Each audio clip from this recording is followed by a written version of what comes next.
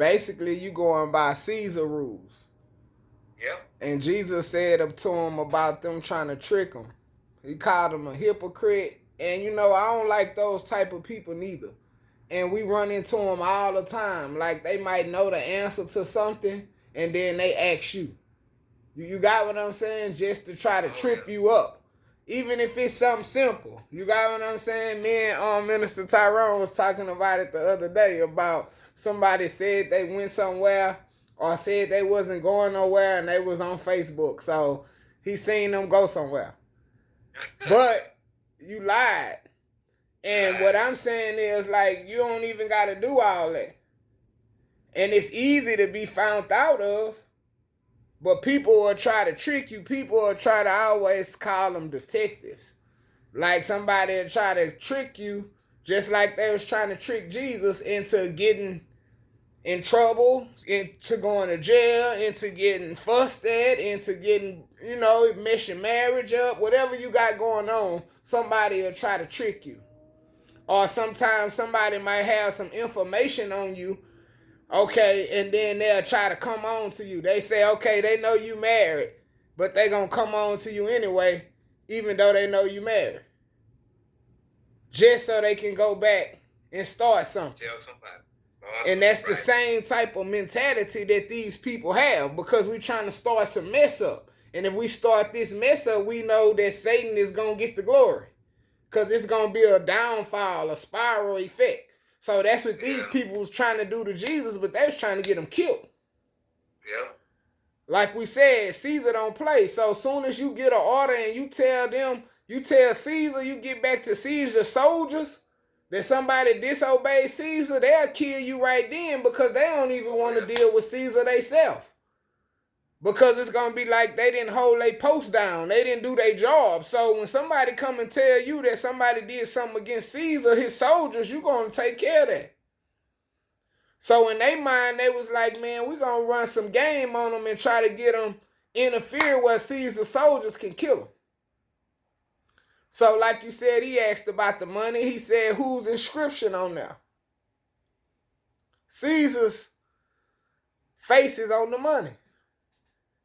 So it belongs to Caesar. We already know who it belongs to because who face on it. And I like what you said about how things used to be. And that's what we have to get back to where we render services to each other without money. Yeah. Because when you put money involved in it, money is taxed.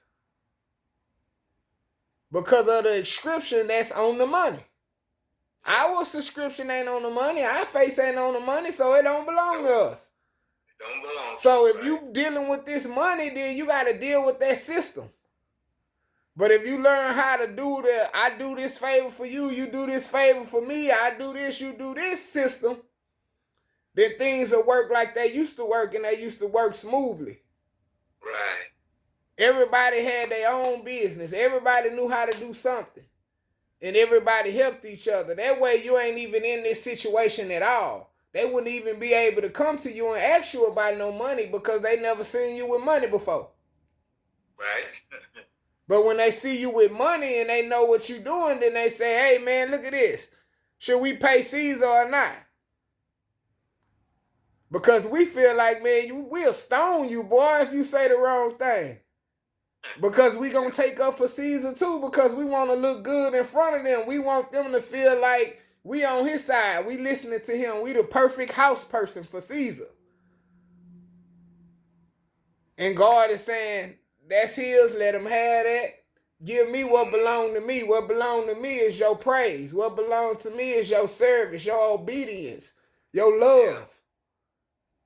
See, you wouldn't even be doing all that if you was rendering to God what belonged to God.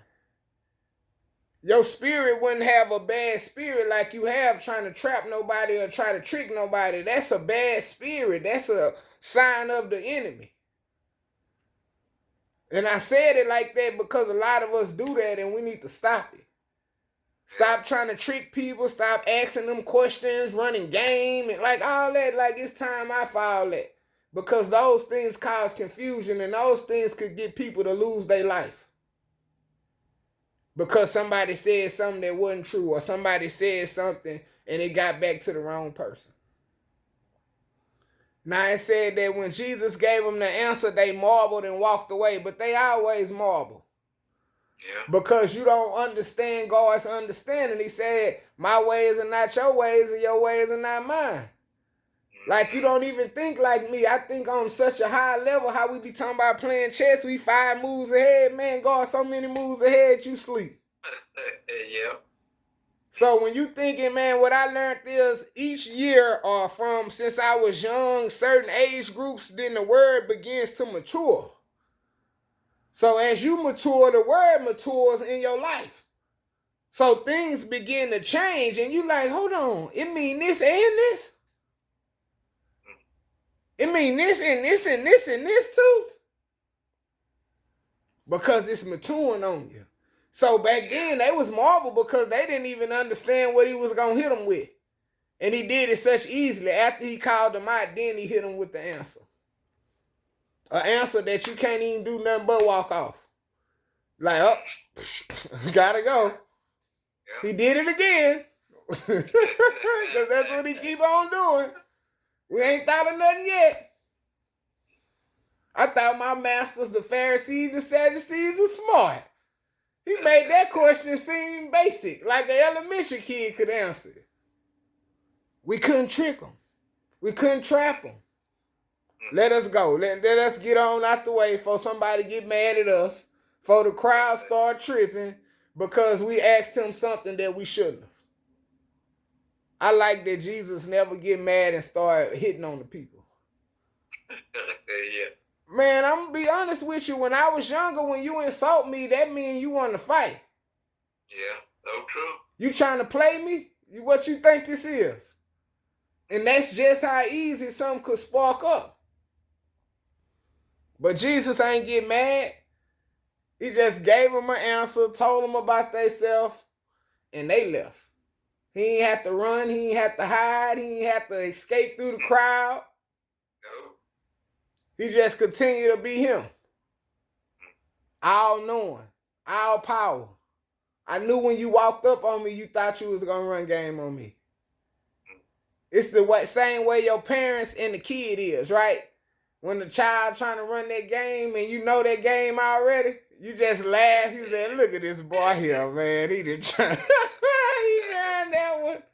Boy, I did that one so many times growing up. That's how Jesus said. Like you a kid and healed up. He like, oh Lord, look at these kids over here with this foolishness again.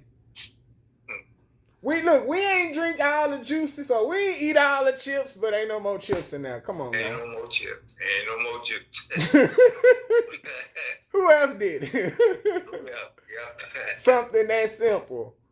But that's how they were. And we got to pay attention to people like that, man, because God is pointing these things out to us, and that's what I'm enjoying about all other lessons. He's pointing out to us how people act and how people will try to trick you and trap you and how they will receive you and how they won't receive you. Amen. That's what I have.